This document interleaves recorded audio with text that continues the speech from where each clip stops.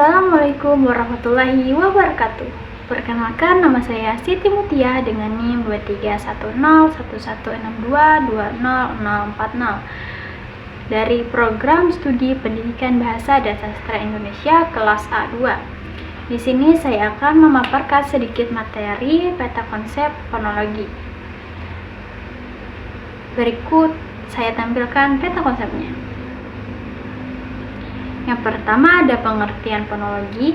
Secara etimologi terbentuk dari kata fon yaitu bunyi dan logi yaitu ilmu. Bunyi yang dipelajari pada fonologi spesifik mengenai bunyi ujaran yang dihasilkan oleh alat ucap manusia atau ilmu yang mempelajari bunyi bahasa. Berikutnya faktor pemerolehan fonologi. Yang pertama ada faktor biologis, yaitu pemerolehan bahasa yang diperoleh oleh genetik, keturunan, etnik yang dimiliki oleh orang tua dari anak tersebut. Yang kedua, faktor lingkungan adalah bahasa yang diperoleh karena hidup berdampingan dengan dua bahasa.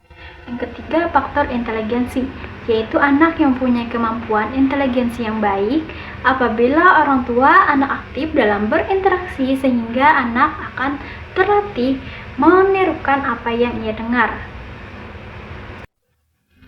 Berikutnya, ruang lingkup fonologi terbagi menjadi dua, fonetik dan fonemik. Yang pertama, fonetik. Secara umum, fonetik adalah cabang studi fonologi yang mempelajari bunyi bahasa tanpa memperhatikan apakah bunyi-bunyi tersebut mempunyai fungsi sebagai pembeda makna atau tidak. Yang kedua, ada fonemik.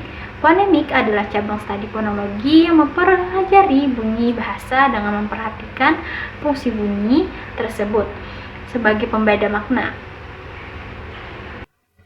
Berikutnya, subdisiplin fonologi terbagi menjadi dua, fonetik dan fonemik. Yang pertama, fonetik terbagi menjadi tiga, yaitu fonetik artikulatoris, fonetik akustik, dan fonetik auditoris.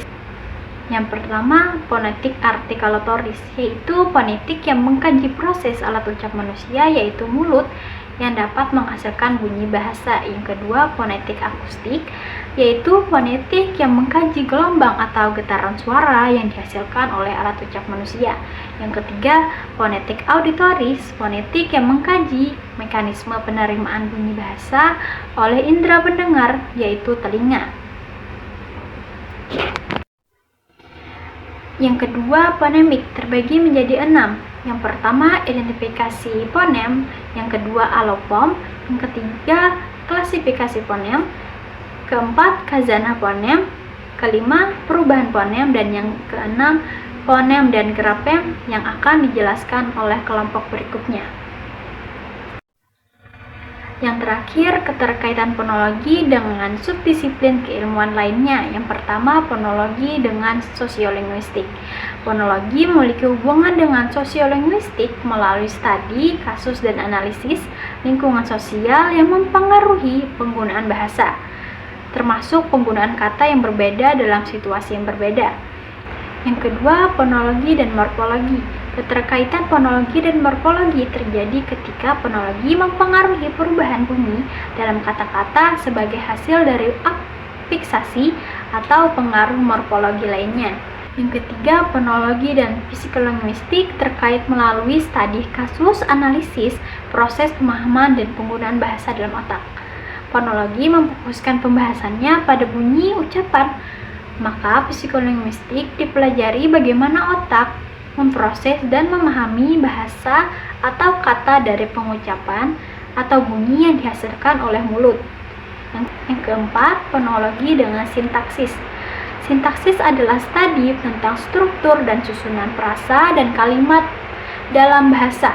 Keterkaitan fonologi dengan sintaksis terjadi karena fonologi dapat mempengaruhi struktur dan urutan bunyi dalam kalimat. Yang kelima, fonologi dengan semantik. Semantik adalah studi tentang makna dalam bahasa. Keterkaitan fonologi dengan semantik terjadi ketika fonologi mempengaruhi makna suatu kata atau kalimat. Sekian pemaparan dari saya. Terima kasih. Wassalamualaikum warahmatullahi wabarakatuh.